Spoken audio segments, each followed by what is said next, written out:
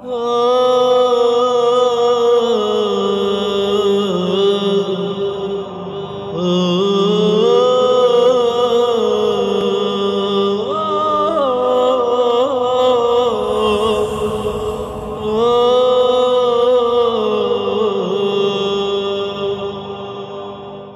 مجلس چھٹی محرم کا دن گزر کے 7ویں شب کو ٹیلی کاسٹ ہوگی. 6 محرم دن گزر کے رات کو 7ویں رات. فاتحہ.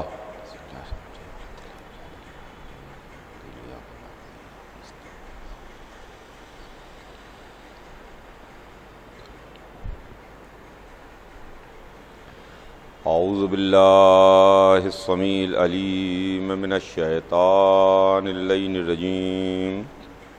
بسم اللہ الرحمن الرحیم. الحمد للہ رب العالمین والصلاة والسلام علی سیدنا و نبینا و شفیعنا بالقاسم محمد وآلہ الطیبین الطاہرین المعصومین ولعنۃ اللہ علی اعدائہم اجمعین من یومنا ھذا الی یوم الدین. اما بعد فقد قال اللہ سبحانہ تبارک و تعالی فی کتابہ المبین وہو اصدق الصادقین. بسم اللہ الرحمن الرحیم. ان الدین عند اللہ الاسلام.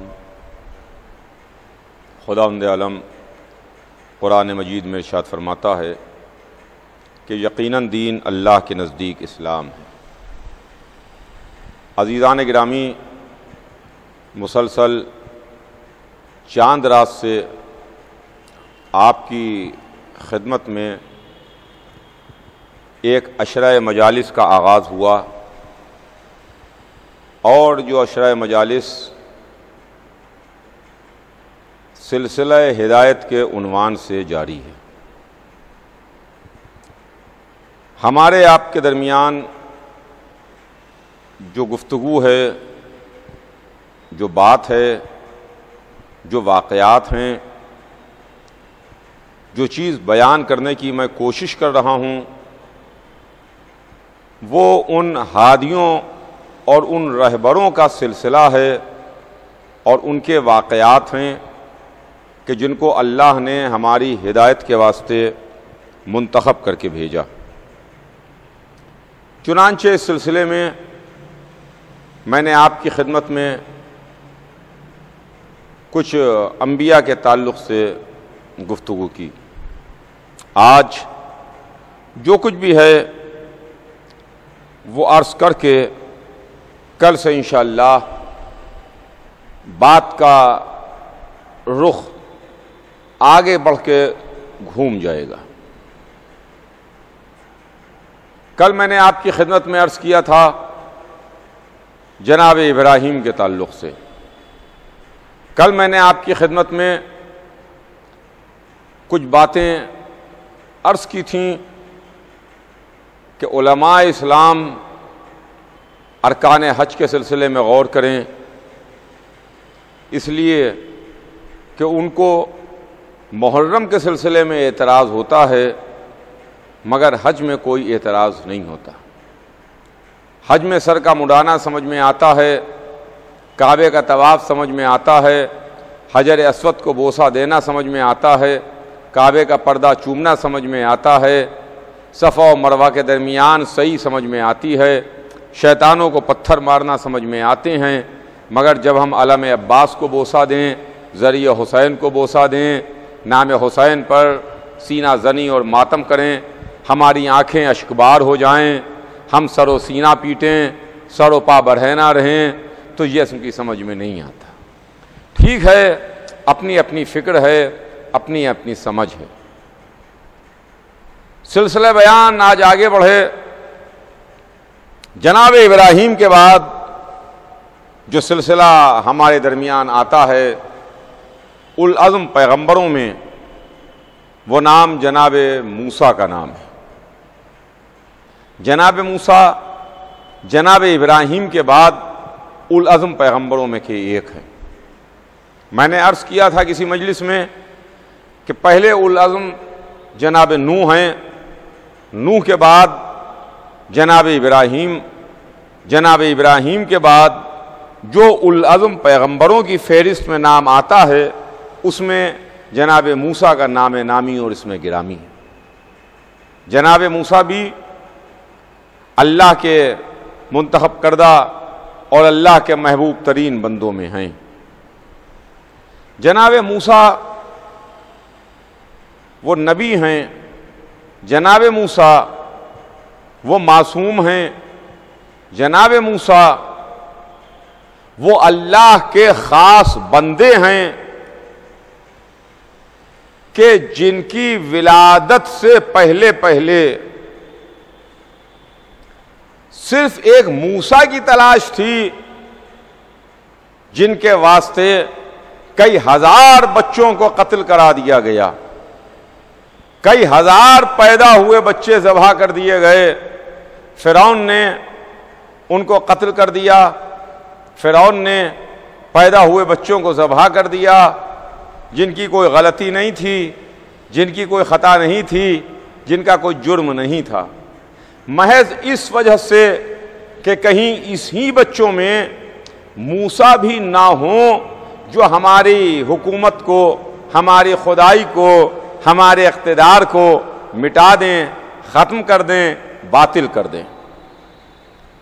فرعون کے دل میں ایک ڈر تھا، فرعون کے دل میں ایک خوف تھا، فرعون کے دل میں ہر وقت یہ ایک دھچکا لگا رہتا تھا، کیا ایسا تو نہیں ہے کہ وہ بچہ بچ جائے اور محفوظ رہ جائے اور بعد میں آگے چل کے میری خدائی کو باطل کرے، میری حکومت کو پلٹ دے، میرا تخت پلٹ جائے، میری حکومت نہ رہے۔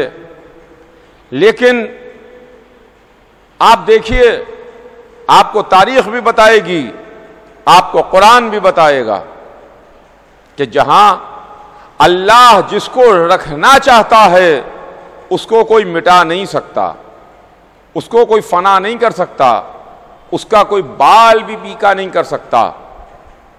چنانچہ یہ مرضی پروردگار تھی کہ موسیٰ رہیں گے، موسیٰ زندہ رہیں گے، موسیٰ پلیں گے، مگر فرعون ہی کے قصر میں پلیں گے، فرعون ہی کے محل میں پلیں گے۔ ایک موسیٰ کی خاطر ہزاروں بچوں کو قتل کرا دیا گیا، ہزاروں بچے ایک معصوم موسیٰ پر قربان ہو گئے۔ تو اس سے آپ معصوم کی زندگی کی قیمت اور اہمیت کا اندازہ لگائیے کہ ہزاروں غیر معصوم بچے وہ قتل کر دیے جاتے ہیں ایک معصوم کو بچانے کے واسطے۔ اس سے معصوم کی زندگی کی قیمت کا اندازہ ہوتا ہے کہ معصوم کی زندگی کتنی قیمتی ہے اللہ کی نظر میں، اللہ کی نگاہ میں۔ اور اس کے بعد جناب موسیٰ دنیا میں تشریف بھی لائے، پیدا بھی ہوئے، ان کی ماں نے لکڑی کے ایک صندوق میں رکھ کے ان کو دریا میں ڈال دیا، اور اس کے بعد وہ دریا میں صندوق بہتا ہوا چلا، فرعون کے قصر کے قریب پہنچا، فرعون کے محل کے قریب پہنچا۔ فرعون کے غوطہ خوروں نے دریا سے وہ تابوت نکالا، اب جو کھولا تو اس میں ایک نورانی صورت دکھائی دی، ایک ایسا معصوم بچہ نظر آیا کہ جو اپنی طرف اٹریکٹ کر رہا تھا، جس کی نگاہیں اپنی طرف کھینچ رہی تھیں۔ یہ بھی مرضی پروردگار ہے کہ فرعون جو تو چاہے گا وہ نہیں ہو پائے گا، جو میں چاہوں گا وہ ہوگا۔ نبی میرا ہوگا، بندہ میرا ہوگا، پیغام میرا پہنچائے گا، مگر رہے گا تیرے قصر میں، پلے گا تیرے محل میں۔ جس آغوش میں پلے گا وہ آغوش تیری زوجہ کی آغوش ہوگی، مگر اتنا ذہن میں رکھیے گا کہ معصوم جس گود میں پلتا ہے وہ آغوش پاک ہوتی ہے. معصوم کسی نجس گود میں نہیں پلتا, معصوم کسی نجس آغوش میں نہیں پلتا. اللہ نے فرعون کے محل میں جناب موسیٰ کے واسطے پاک گود کا انتظام بھی کیا, پاک غذا کا انتظام بھی کیا. جو جناب موسیٰ غذا نوش فرماتے تھے وہ غذا بھی پاک تھی, جس گود میں پل رہے تھے وہ گود بھی پاک تھی. اب یہ سمجھنے کی بات ہے عالم اسلام کے کہ موسیٰ چھوٹے نبی ہیں, محمد بڑے نبی ہیں. اللہ چھوٹے نبی کے لیے موسیٰ کے محل میں پاک آغوش کا انتظام بھی کر سکتا ہے, پاک گود کا انتظام بھی کر سکتا ہے, پاک غذا کا انتظام بھی کر سکتا ہے. مگر اپنے حبیب کے واسطے, سب سے بڑے نبی کے واسطے مکے میں کافر آغوش کا انتظام کرے گا؟ کیا محمد معاذ اللہ کافر کی گود میں پلیں گے؟ کہا استغفر اللہ خاکم بدہن, ایسا ہرگز نہیں ہے. اگر موسیٰ چھوٹے نبی ہو کے پاک گود میں پل سکتے ہیں تو محمد بھی بڑے نبی ہو کر کے جس گود میں پلیں گے وہ آغوش پاک آغوش ہوگی. تو آپ کو ماننا پڑے گا کہ جناب ابو طالب ان کی گود پاک ہے. ابو طالب مومن ہیں, ابو طالب کافر نہیں ہے. اگر آپ نے جناب ابو طالب کو کافر مانا تو پھر حضور سرور کائنات کے سلسلے میں کیا خیال ہے, قرآن کے بارے میں کیا خیال ہے, الہی اصول کے بارے میں کیا خیال ہے کہ معصوم نبی کیا نجس آغوش معاذ اللہ پلے گا؟ موسیٰ چھوٹے نبی ہو کے پاک گود میں پلیں اور محمد بڑے نبی ہو کے نجس آغوش میں پلیں. خیر عزیزان گرامی, میں دوسری بات آپ کی خدمت میں عرض کر رہا ہوں کہ یہ ہیں جناب موسیٰ, اور اس کے بعد پلے تو قصر فرعون میں, بچپن گزرا تو فرعون کے محل میں. اسی میں وہ واقعہ بھی ہے کہ جب فرعون کی داڑھی پکڑ کے فرعون کے منہ پر تماچا مارا, فرعون کے منہ پر تماچا مارا. جب فرعون کو یہ شبہ ہوا کہ کہیں ایسا تو نہیں ہے کہ یہی وہ بچہ ہے کہ جو ہماری حکومت کو پلٹ دے گا, ہمارے تخت کو گرا دے گا, ہماری خدائی کو باطل کر دے گا, تو اس نے ٹیسٹ کے واسطے, امتحان کے واسطے ایک تشت میں انگارے رکھے. جناب موسیٰ نے انگارے اٹھا لیے, انگارے اٹھا لیے جس سے ہاتھ بھی جلا, زبان بھی جلی. تو خیر عزیزان گرامی, یہ واقعات ہیں, لیکن مجھے جو اس سلسلہ ہدایت میں آپ کی خدمت میں جو چیز عرض کرنا ہے جلدی بس, وہ یہ ہے کہ ایک وقت وہ بھی آیا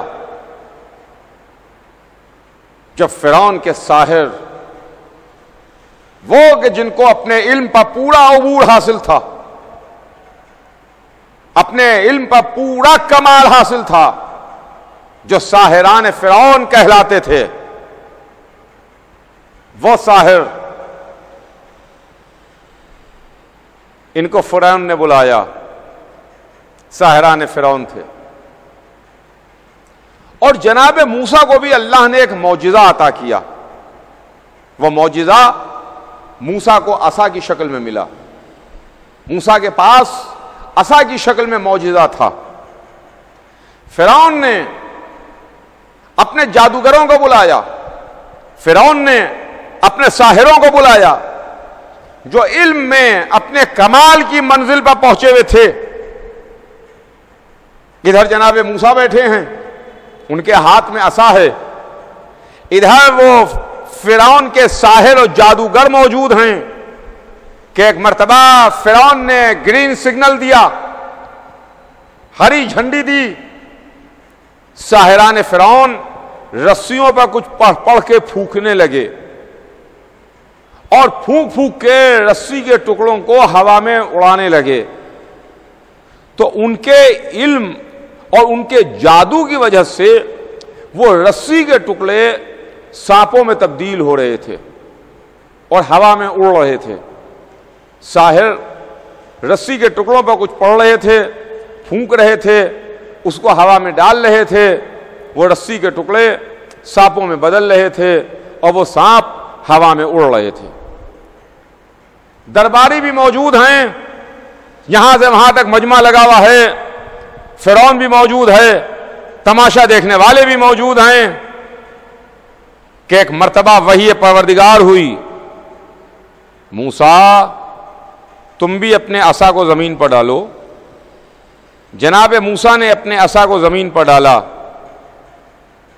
جیسے ہی جناب موسیٰ نے اپنے عصا کو زمین پر ڈالا کہ ایک مرتبہ وہ عصا اژدہے میں بدل گیا اور اس نے ہوا میں اڑنے والے تمام رسی کے پھونکے ہوئے سانپوں کو نگل لیا.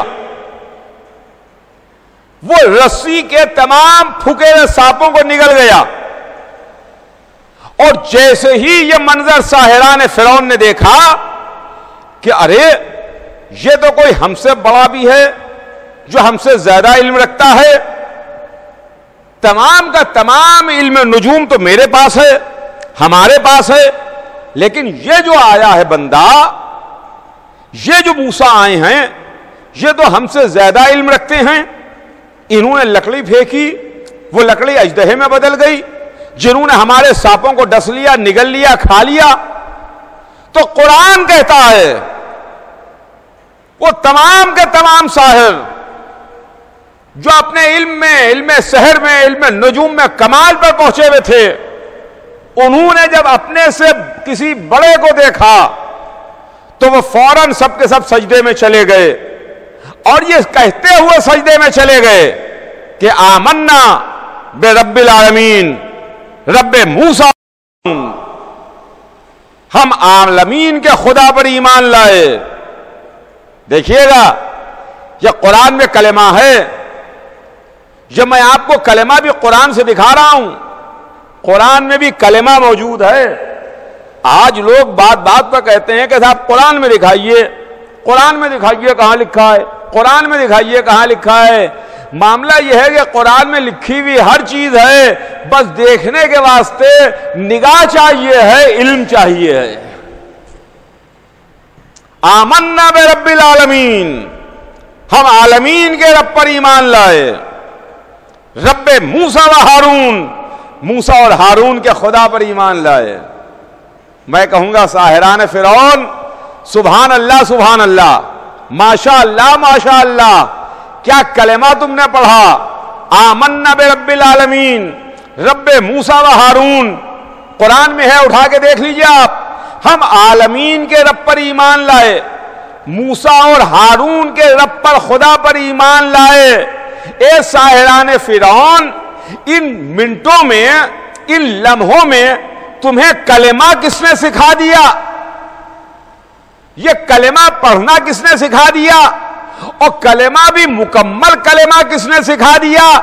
جہاں تم نے کیسے پہچانا کہ نبی کا نام اکیلے نہیں لیا جاتا جب تک وسیع کو بھی شامل نہ کر لیا جائے.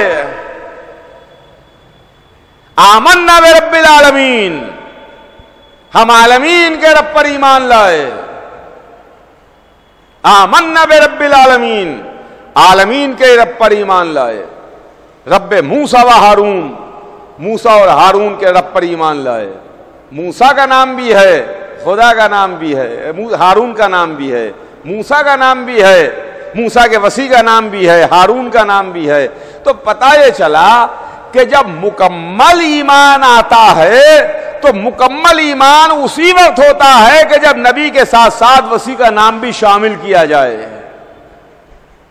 آج دنیا ہم سے کہتی ہے کہ صاحب آپ تو کلمے میں، اپنی اذان میں اشہد ان علی ولی اللہ بھی کہتے ہیں. تو یہ اشہد ان علی ولی اللہ کہاں سے ہے؟ لا الہ الا اللہ تو سمجھ میں آتا ہے, محمد الرسول اللہ تو سمجھ میں آتا ہے, مگر علی ولی اللہ کہاں سے ہے؟ تو عزیزان گرامی, میں اس وقت اپنے تمام سننے والوں کی خدمت میں یہ عرض کروں کہ دیکھیے, ہم جو کلمہ پڑھتے ہیں اس میں 3 کلمے ہیں, لا الہ الا اللہ, محمد رسول اللہ, علی ولی اللہ. تو ایک اللہ ہے جو خالق ہے, مالک ہے, رب ہے, جس کا دین ہے, جس کا مذہب ہے. محمد اس کے رسول ہیں, نبی ہیں, رسول ہیں. علی رسول کے وصی ہیں, جانشین ہیں, خلیفہ ہیں. یہ 3 نام ہیں جو ہم اذان میں لیتے ہیں, کلمے میں لیتے ہیں. آج کوئی ہم سے نہ سوال کرے اب کہ ہم علی ولی اللہ کلمے میں کیوں کہتے ہیں, اپنی اذان میں علی ولی اللہ کیوں کہتے ہیں. یہ ہم نے کلمے اور اذان میں علی ولی اللہ قرآن سے لیا ہے, اور ہم نے ساحران فرعون سے سیکھا ہے کہ جب ایمان آتا ہے, جب دل میں ایمان اور عقیدہ راسخ ہوتا ہے, تو اللہ اور نبی کے ساتھ ساتھ وسیع کا نام بھی آتا ہے. ساحروں نے کیا کہا؟ آمنا برب العالمین. ہم نے کہا لا الہ الا اللہ. انہوں نے کہا کہ رب موسیٰ. ہم نے کہا محمد الرسول اللہ. ان کا رب موسیٰ و ہارون. ہم نے کہا علی ولی اللہ. اب اس کے بعد جو ساحر سجدے سے اٹھے, پیشانیوں کو خاک پر رکھ دیا تھا, اب جو سجدے سے بلند ہوئے اٹھے تو یہ کہتے ہوئے اٹھے, فرعون جو تیرا دل چاہے بگاڑ دے, اب ہم خوف کھانے والے نہیں ہیں, اب ہم تجھ سے ڈرنے والے نہیں ہیں. معلوم یہ ہوا کہ جب ایمان آ جاتا ہے تو پھر کسی کی عزت نظر میں نہیں رہتی ہے. جھوٹے خدائی کا دعویٰ کرنے والے, جھوٹے دعوے کرنے والے, تخت و تاج پر بیٹھنے والے, تخت تاج لگانے والے, ان کی عزت نہیں رہتی ہے. جب اللہ, رسول اور رسول کے وصی, نائب اور جانشین, ان کے سلسلے میں ایمان اور عقیدہ راسخ ہو جاتا ہے. تو عزیزان گرامی, جو جناب موسیٰ کی منزل ہے, جہاں ساحران فرعون نے کلمہ پڑھا, اور اس کے بعد یہی جناب موسیٰ جب ایک منزل پر چلے, اپنے قوم اور قبیلے والوں کو لیے ہوئے, 12 قبیلے والے, 12 قوم والے, 12 الگ الگ قبیلے, دریا کو عبور کرنے کی منزل آئی. اس لیے کہ پیچھے پیچھے فرعون بھی لشکر لیے ہوئے آ رہا تھا, فرعون کا لشکر بھی آ رہا تھا. جناب موسیٰ اپنے قبیلے والوں کو لیے ہوئے, 12 قبیلے والوں کو لیے ہوئے دریا کے قریب پہنچے کہ ایک مرتبہ وحی پروردگار آئی کہ موسیٰ اپنے عصا کو دریا کے دہانے پر مارو. موسیٰ نے اپنے عصا کو دریا کے دہانے پر مارا. جیسے ہی دریا کے دہانے پر موسیٰ نے عصا کو مارا کہ ایک مرتبہ دریا میں راستے بنے, دریا میں راستے بنے, 12 راستے بنے, اور موسیٰ اپنے قبیلے والوں کو لیے ہوئے, 12 قبیلے والوں کو لیے ہوئے دریا سے بخیریت گزر گئے. پانی ہٹا, پانی دیوار بن کے کھڑا ہوا, اور موسیٰ بآسانی قبیلے والوں کو لیے ہوئے دریا سے عبور کر گئے, دریا کو پار کر گئے. پیچھے پیچھے فرعون بھی آ رہا تھا, فرعون بھی آ رہا تھا کہ ایک مرتبہ فرعون نے اپنے قوم والوں کو دیکھا.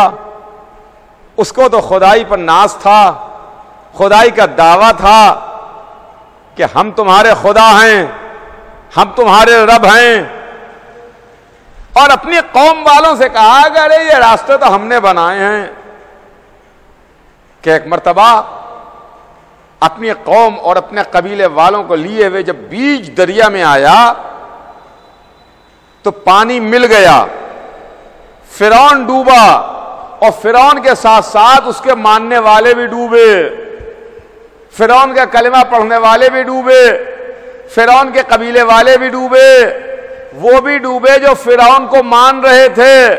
معلوم یہ ہوا کہ ظالم اکیلا ہی نہیں ڈوبتا ہے، ماننے والوں کو لے کے ڈوبتا ہے، ماننے والوں کے ساتھ ڈوبتا ہے۔ اور ادھر موسیٰ اپنے قبیلے والوں کو لیے ہوئے نکل گئے، بخیریت چلے گئے۔ اب عزیزان گرامی، یہاں پر ایک بات آپ کی خدمت میں عرض کروں کہ دیکھیے، یہ واقعات کہیں تاریخ ہم کو بتاتی ہے اور کہیں قرآن ہم کو بتاتا ہے۔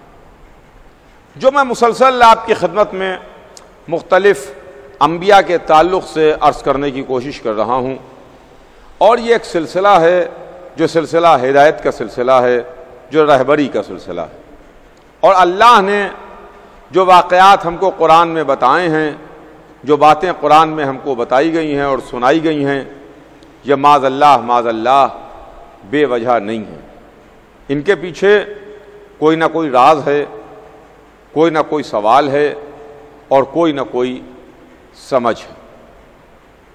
تو جناب موسیٰ اپنے قوم اور قبیلے والوں کو لیے ہوئے بخیریت دریا سے نکل گئے۔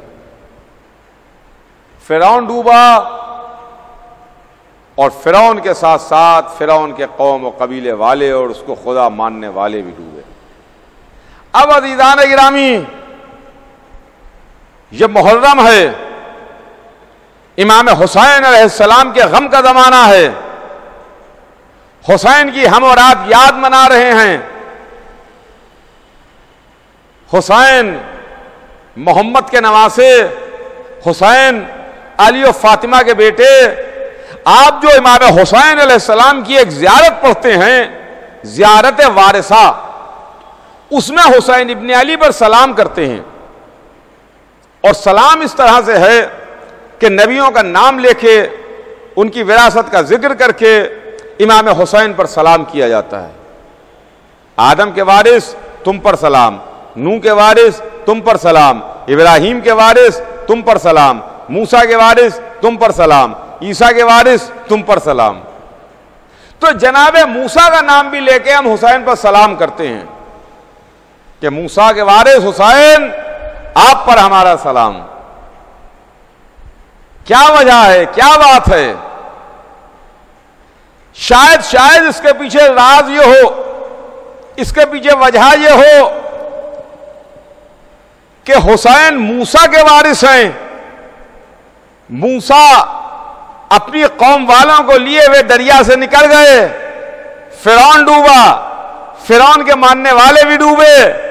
عزیزان گرامی، حسین نے جو کشتی نجات ہیں، حسین اپنے ساتھ جو بھی آیا اس کو لیے ہوئے جنت میں آ گئے۔ صبح عاشورہ آنے والا ہو آیا، جو یزید کے لشکر سے حسین کے لشکر میں آیا، شب عاشور تک، رات تک یزید کے لشکر میں تھا، یزید کے لشکر کا کمانڈر تھا، یزید کے لشکر کا سپاہی تھا۔ صبح عاشورہ حسین کے قدموں میں آیا تو حسین نے اس کو بھی نجات دے دی، اس کو بھی لیے ہوئے سفینے پر بٹھائے ہوئے لے کے چلے گئے۔ لیکن اب یہاں پر یزید ہے اور یزید کے ماننے والے ہیں، یزید کی تعریف کرنے والے ہیں۔ یزید کے سلسلے میں آج بھی کچھ لوگ نیک خیالات کا اظہار کرتے ہیں۔ وہ الگ بات ہے کہ وقتی طور پر کسی نے نیک خیالات کا اظہار تو کیا، مگر اس کے بعد اس کی ایسی نحوست میں گرفتار ہو گئے کہ کہیں کے نہ رہے، ملک سے بھگائے بھی گئے، بھاگے ہوئے بھی ہیں، مال و اسباب بھی قرق ہو گیا، ضبط ہو گیا، نہ گھر کے رہے نہ گھاٹ کے رہے۔ تو یزید کی محبت میں دیکھ لیا، یزید سے محبت رکھنے والے نہ گھر کے رہتے ہیں نہ گھاٹ کے رہتے ہیں۔ یہ ہے عزیزان گرامی۔ آج کچھ ناسمجھ لوگ یہ کہتے ہیں کہ حسین نے یزید کو ختم کیوں نہ کر دیا؟ صاحب ذوالفقار تھے حسین، حسین نے یزید کو ختم کیوں نہ کر دیا؟ نہیں نہیں، حسین جانتے ہیں، حسین امام ہیں، حسین معصوم ہیں، حسین کو معلوم ہے کہ سن 61 ہجری میں بے شک یزید کے ماننے والے ہیں، سن 61 ہجری میں یزید کے طرفدار ہیں، سن 61 ہجری میں یزید کو خلیفۃ المسلمین کہنے والے ہیں، مگر جیسے جیسے زمانہ آگے بڑھے گا، بھلے ان کی تعداد بہت کم ہو جائے، بھلے ان کی تعداد بہت کم ہو جائے، بھلے زمانے کے ساتھ ساتھ لوگ یہ نہ کہہ سکیں کہ ہاں وہ بھی یزید کو مانتے ہیں، مگر کبھی نہ کبھی دبے پاؤں کوئی نہ کوئی یزید سے محبت کا دم بھر دے، تو شاید حسین نے بھی کہا ہو کہ دیکھو دیکھو موسیٰ کی وراثت بھی میرے پاس ہے، سلسلہ ہدایت چل رہا ہے، جو موسیٰ پہ چلتا ہوا حسین تک آئے گا۔ جس طریقے سے فرعون ڈوبا، فرعون کے ساتھ ساتھ اس کے ماننے والے ڈوبے، ویسے ہی یزید بھی ہلاک ہوا، اور صبح قیامت تک آنے والے یزیدی بھی اسی کے ساتھ ہلاک ہو جائیں گے۔ جس طریقے سے فرعون ڈوبا تھا اس کے ماننے والے ڈوبے تھے۔ ہاں عزیزان گرامی، یہ منزل ہے، یہ جناب موسیٰ ہے، خدا کی قسم۔ بات کو جلدی جلدی آگے بڑھاؤں، سلسلہ موسیٰ سے ہوتا ہوا آگے بڑھا، اور زمانہ اس در تک آ گیا، اس بی بی کی چوکھٹ تک آ گیا جو بی بی کائنات عالم و آدم کی معصومہ بی بی تھی، یعنی جناب مریم سلام اللہ علیہا، جو معصومہ بی بی ہیں۔ میں عرض کرتا چلوں اپنے سننے والوں کی خدمت میں کہ دیکھیے، مرد معصوموں کا سلسلہ تو بہت لمبا ہے، 1,24,000 نبی ہیں جو معصوم ہیں، 12 امام ہیں جو معصوم ہیں، مردوں کی تعداد 1,24,012 ہے جو معصوم ہیں، اور بیویوں میں صرف 2 بیویاں معصومہ ہیں، ایک جناب مریم معصومہ، ایک جناب فاطمہ زہرا معصومہ، ایک سلسلہ نبوت کی بیوی اور ایک وہ بیوی جن کا سلسلہ نبوت سے بھی ملتا ہے اور امامت سے بھی ملتا ہے، جناب فاطمہ زہرا معصومہ ہے۔ مگر جب بات مریم اور فاطمہ کی آئی تو رسول کی آواز آئی کہ بے شک مریم سردار ہیں مگر اپنے زمانے کی عورتوں کی، اور میری بیٹی فاطمہ عالمین کی عورتوں کی سردار ہے۔ اللہ نے بغیر شوہر کے جناب مریم کو اولاد دی، بغیر شوہر کے جناب مریم کو بیٹا دیا۔ اللہ اکبر، کیا منزل ہے! دیکھیے، اللہ نے 2 قانون ہیں، ایک قانون عصمت ہے اور ایک قانون فطرت ہے۔ ایک عصمت کا قانون ہے اور ایک فطرت کا قانون ہے۔ قانون فطرت یہ ہے کہ بغیر شوہر کے اولاد نہیں ہو سکتی۔ قانون فطرت یہ ہے کہ آگ جلائے گی۔ قانون فطرت یہ ہے کہ اگر آگ جل رہی ہے، انگارے دہک رہے ہیں، کسی کو اس میں ڈال دیا جائے تو وہ جل جائے گا۔ اور قانون عصمت کیا ہے؟ قانون عصمت یہ ہے کہ الہی قانون عصمت کے سلسلے میں نہیں بدلتا، یعنی معصوم یا معصومہ، سنیے گا، معصوم یا معصومہ یہ کسی غیر معصوم کے محکوم نہیں رہ سکتے، ان کا کوئی حاکم غیر معصوم نہیں ہو سکتا۔ زوجہ اور شوہر، میاں اور بیوی، اس میں مرد حاکم ہوتا ہے، عورت محکوم، مرد حاکم۔ بی بی جناب مریم معصومہ بی بی ہیں، اگر مریم کی شادی ہو، مریم کو شوہر ملے اور وہ غیر معصوم ہو، تو ایک معصومہ بی بی غیر معصوم کی حاکمیت میں کیسے آ سکتی ہیں؟ غیر معصوم کی محکوم کیسے رہ سکتی ہے ایک معصومہ بی بی؟ اس کے واسطے ضروری ہے کہ معصوم شوہر بھی ہونا چاہیے، مگر جناب مریم کے زمانے میں کوئی ایسا معصوم نہیں ہے کہ جن کا عقد جناب مریم کے ساتھ ہو سکے۔ اور بے شک چونکہ معصوم اور معصومہ اللہ بناتا ہے، لہذا اللہ ہی کے علم میں ہے کہ کون معصوم ہے اور کون معصومہ ہے۔ ہمارے آپ کے گھروں میں جو شادیاں ہوتی ہیں وہ شادیاں باپ طے کرتے ہیں، مائیں طے کرتی ہیں، گھر و خاندان کے بزرگ مرد و خواتین طے کرتے ہیں۔ لیکن جہاں پر معصوم اور معصومہ کے عقد کی بات آ جائے تو وہاں پر اختیار اللہ کو ہے، اللہ نے جس کو معصوم بنایا ہو اسی کے ساتھ شادی ہوگی، اسی کے ساتھ معصومہ بیاہی جائیں گی۔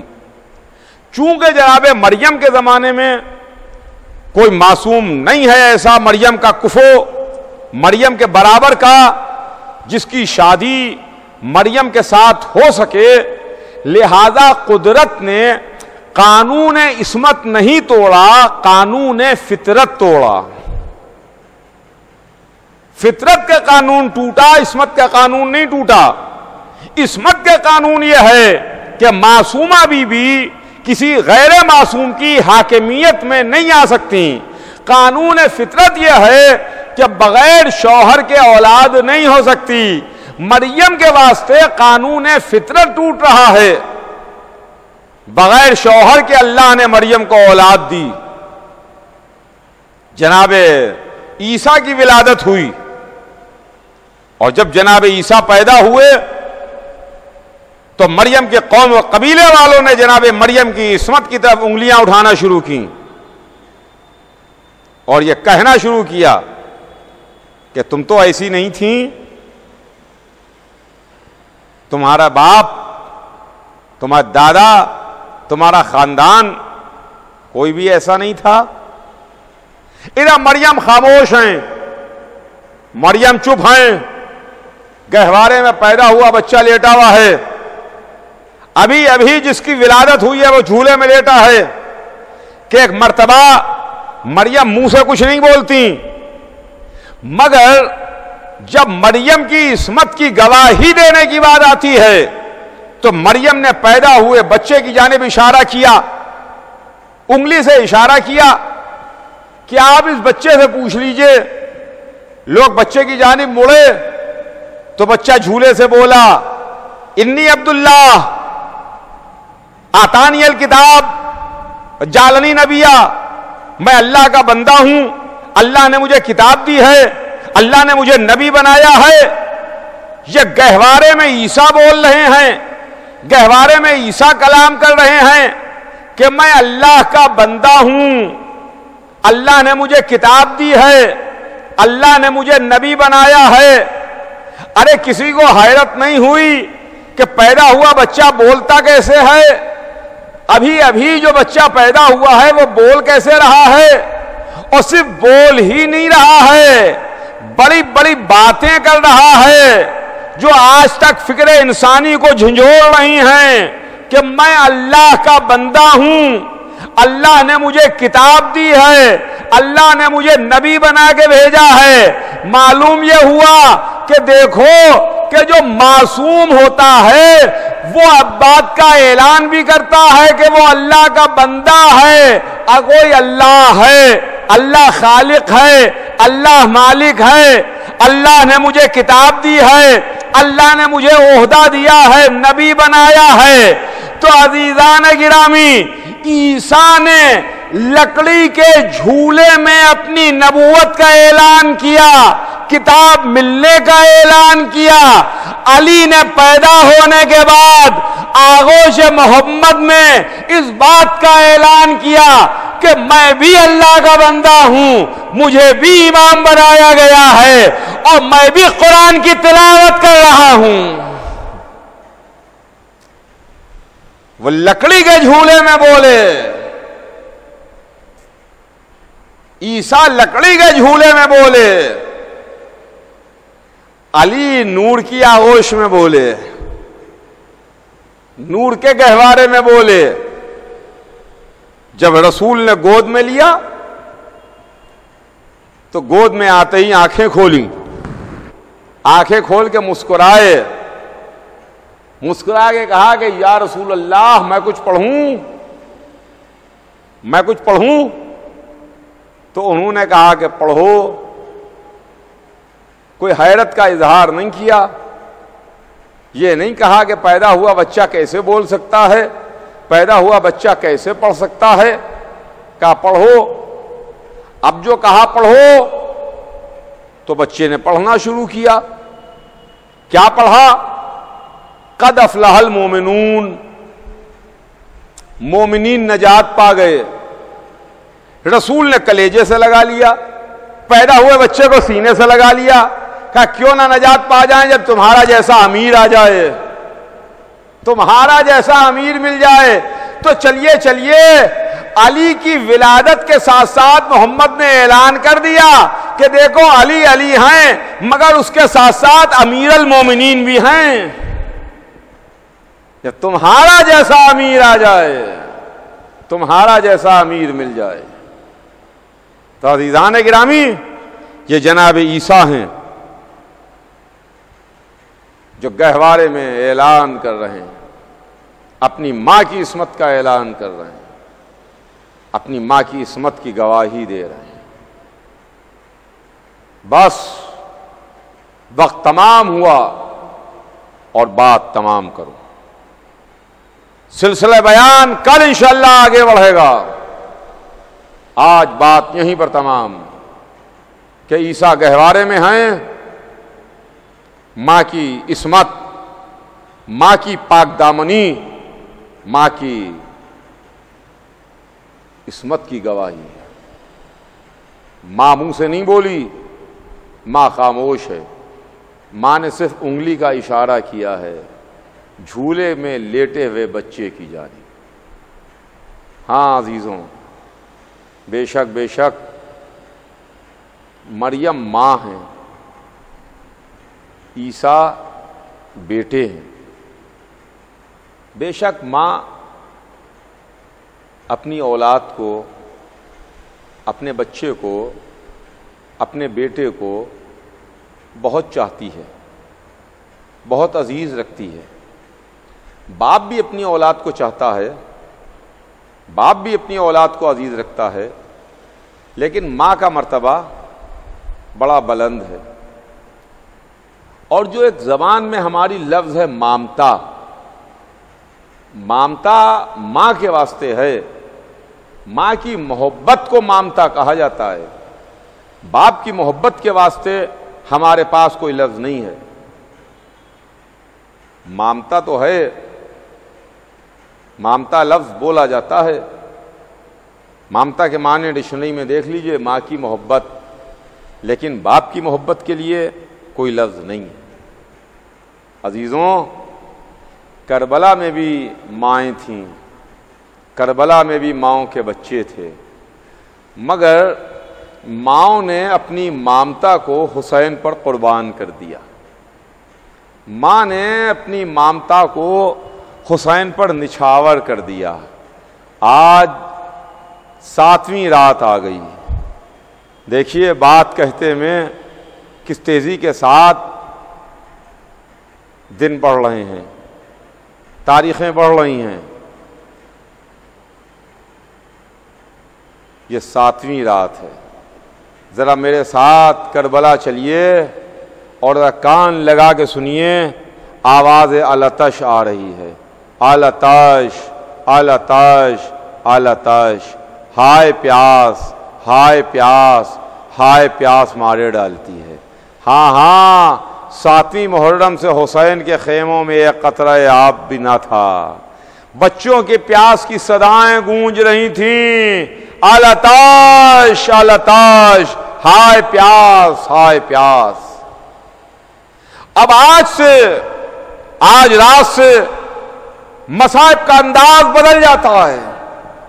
آج کی رات ہم یتیم حسن کا ماتم کرتے ہیں، آج کی رات ہم اس 13 برس کے یتیم کا ماتم کرتے ہیں جس کے باپ نے چلتے وقت اپنے بیٹے کے بازو پر یہ کہتے ہوئے تعویذ باندھا تھا، میرے لال قاسم جب کوئی مشکل موقع آئے تو اسے کھول کے پڑھ لینا،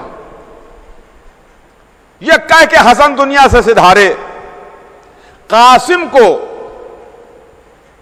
کو 11 برس میں، یعنی سن 50 ہجری سے سن 61 ہجری تک کوئی ایک لمحے کے لیے ایک ایسا موقع نہیں آیا کہ جب کسی مشکل و پریشانی میں گرفتار ہوئے ہوں اور اپنے باپ کا باندھا ہوا تعویذ کھول کے پڑھا ہو۔